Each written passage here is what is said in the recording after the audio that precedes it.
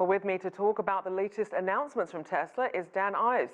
He's Managing Director of Equity Research at Wedbush Securities. Thank you for joining me. Great to be here. So how did shareholders react to how the events unfolded on Battery Day, and with Musk's comments about the readiness of some of these batteries to last much longer? Look, I mean, this was a very hyped event and almost impossible expectations going in. You saw the stock react accordingly. But in my opinion, they sort of laid out the foundational battery technology that's really going to drive Tesla for the coming years. Cutting costs by 50% on the battery side is a jaw dropper. And I think that's the focus. And this is a stock, take a step back, it's up 400%, a pullback, but I continue to think it's a green light for this to go higher. So then, given that, then, what do we know about the timeline for production? I mean, we heard about him perhaps reimagining the battery as part of the car. Yeah, I mean, I think this is really more of a 2022 event once they get to scale. But it really comes down to, if you look at Tesla, I mean, everything that they've laid out, they've talked the talk but walked the walk, especially in China with the Gigafactory, which is really a linchpin to their success. And I think right now they need to make sure that, you know, that they keep everything within Fremont, within Giga, because that continues to be their competitive advantage. Because right now in the EV market, it's Tesla's world and everyone else is paying rent. Now, you mentioned the Shanghai plant. Obviously, now more plant locations planned for Austin, Texas in the US, as well as Germany, both for 2021. Why these locations, and what strategic edge could that give Tesla?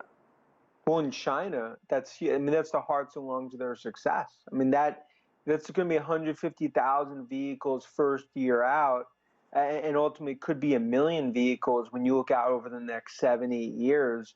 But they need to have footprints in each continent, and that's what you're seeing with Berlin. They're obviously expanding in the U.S. in terms of Austin, and this is more of a broader, view and the strategy of Tesla as it continues to meet that global demand. 500,000 deliveries, it's what's slated for this year, but you look out in the next 2-3 years, you should be over 1 million deliveries. And in order for that at scale, they need these factories in the continents. Now, something that's obviously a backdrop to all of this is the U.S.-China trade standoff.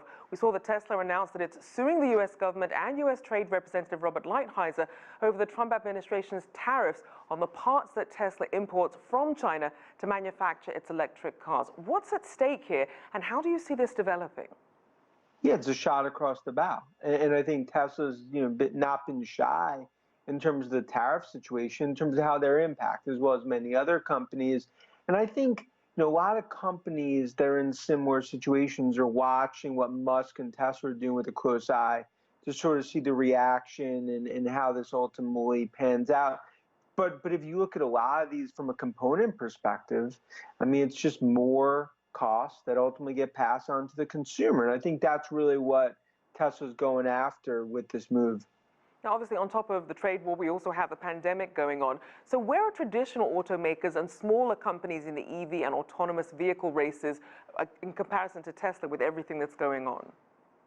Well, I mean, look, you'll have 40 or 50 legit manufacturers going after EV today. And of course, that's global. In China, Europe and the US. Right now, in terms of market share, I mean, Tesla continues to be, I'd say 1 to 2 years ahead of competitors. And that's not just from a brand perspective, battery technology and production.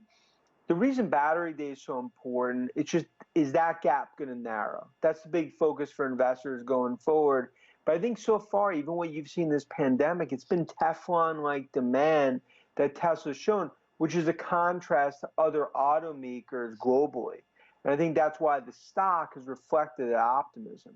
All right, thank you. Always good to have your insights, Dan Ives there. Thank you. Managing Director of Equity Research at Wedbush Securities.